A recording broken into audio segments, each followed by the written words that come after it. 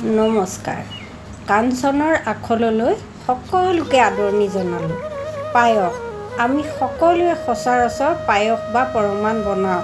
আজি মই বনাবলৈ লৈছোঁ কণী জহা চাউলৰ পায়স। কণী জহা ধান সাধাৰণতে মাজুলী অঞ্চলতহে পোৱা যায়। অৱশ্যে গুৱাহাটী বজাৰত ই সহজেই উপলব্ধ। বাতিটো দেখি ভাবিছে চাগে এইটো বগা বাতি ক'ৰ পৰা পালে। ৰূপৰ বাতি, আইতাই দিছিল। এই বাতিটোতে হাতৰ জোখত 3 পিঠি চাউল অৰ্থাৎ আধা বাতি চাউল লৈ ল'লোঁ। ইয়াৰ পাছত আমাক লাগিব কেইটামান খিচমিচ, কেইটামান কাজু, গাৰ্নিচিঙৰ বাবে কেইটামান আলমণ্ড, 2-3 খিলামান তেজপাত আৰু কেইটামান ইলাচি। ৰান্ধিবৰ বাবে গেছৰ ওপৰত সৰু চচপেন এটা তুলি দিলোঁ। ধৰ্মীয় কাৰণতে হওক বা আন কিবা কাৰণতে হওক চচপেনটোত প্ৰথমতে অকণমান পানী দি গৰম কৰি ল'লোঁ। ইয়াৰ পাছত 1 লিটাৰ গৰু গাখীৰ উতলাই অকণমান বাতিত কাঢ়ি কেশৰ কেইডালমান দি দিলোঁ। এইবিধ কেশৰৰ ৰং নোলায়, ধুনীয়া সুগন্ধহে ওলায়। বিস্কুট বনাবৰ বাবে আনি থৈছোঁ।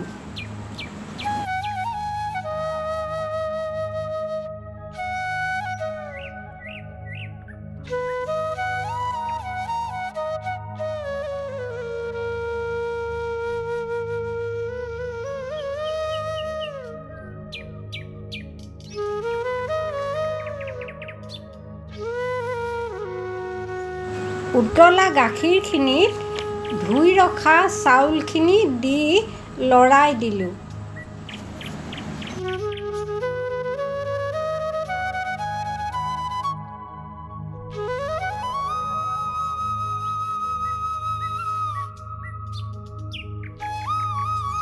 লগতে তেজপাত, খিচমিচ আৰু কাজুখিনিও দি দিলোঁ।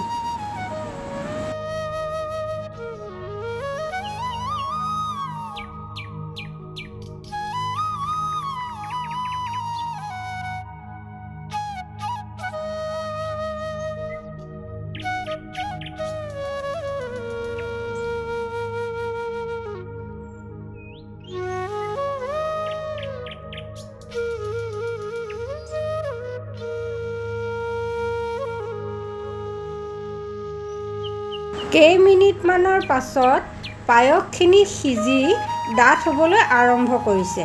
তেনেকুৱাতে আন্দাজমতে চেনি দি দিলোঁ। চেনিটো নিজৰ ইচ্ছাৰ ওপৰত নিৰ্ভৰ কৰে। কিছুমানে মিঠা বেছি খায়, তেওঁলোকে বেছি চেনি দিব। কিছুমানে কম চেনি খায়, তেওঁলোকে কম চেনি দিব।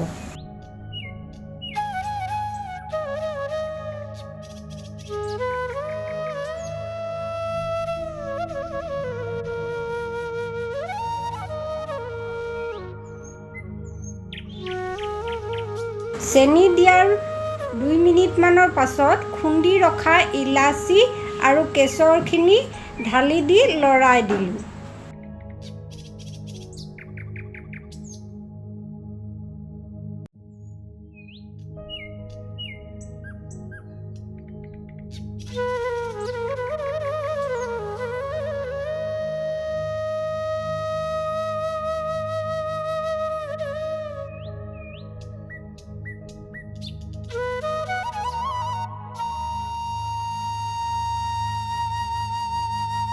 দুই মিনিটমান উতলাৰ পাছত গেছটো অফ কৰি 1.5 চামুচমান গৰু ঘিউ দি দিলোঁ।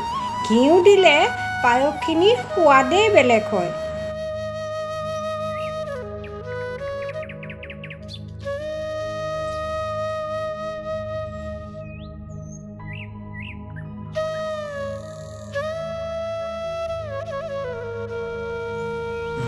এইয়া দেখিলেনে, আজি আমাৰ কণী জহা চাউলৰ পায়স ৰন্ধা হৈ গ'ল। ভিডিঅ'টো ভাল লাগিলে লাইক, শ্বেয়াৰ আৰু কমেণ্ট কৰিব। লগতে ছাবস্ক্ৰাইব কৰি কাষত থকা বেল আইকনটো বজাই দিবলৈ নাপাহৰিব। নমস্কাৰ।